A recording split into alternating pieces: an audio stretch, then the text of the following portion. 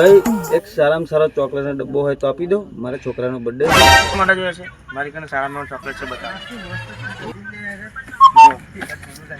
આમાંનો છે 200 રૂપિયા છે ભાવનો.